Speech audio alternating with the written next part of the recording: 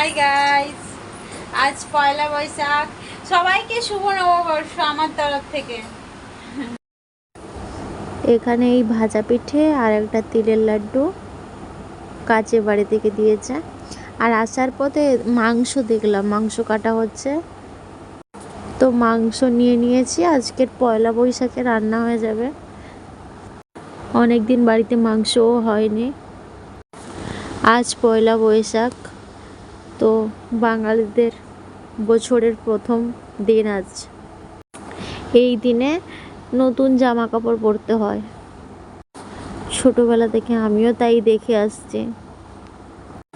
নতুন জামা কাপড় পরতে হয়, অনেক রকম বাড়িতে রান্না বান্না হয়, সকালে ঘুম থেকে ওঠা, অনেক রকম কাজকর্ম, খুব মজাও লাগে। দুঃখের বিষয়, আমার তো আর সে সৌভাগ্য নেই, তাই আর ওই সব হবে না।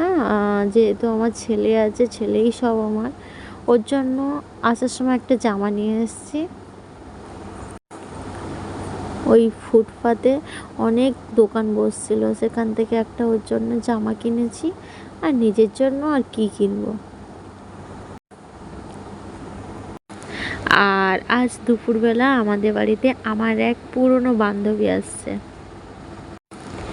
তার জন্য মনটা আনন্দে আনচান আনচান করছে। অনেক দিন পর ওর সাথে আমার দেখা হচ্ছে না, হবে। আমার ছেলেকে ঘুম পাড়িয়ে দিয়েছি ওদিকে।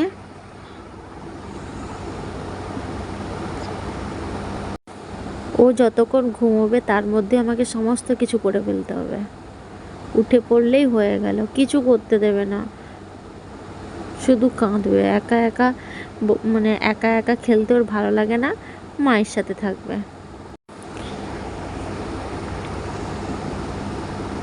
এই যে বাবু এখানে উঠে পড়েছে।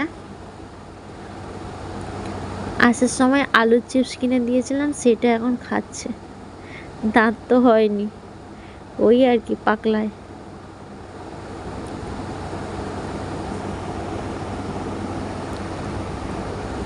আমার রান্না প্রায় হয়ে এসছে। ছেলেকে এবার খাইয়ে নেব একটু। খেতেই চায় না, জোর করে খাওয়াতে হয়। এবার আমি খাবো, আমার বান্ধবী খাবে।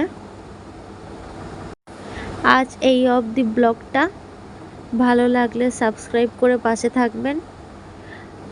Tata, bye bye. সবার ভালো কাটুক এই বছরটা।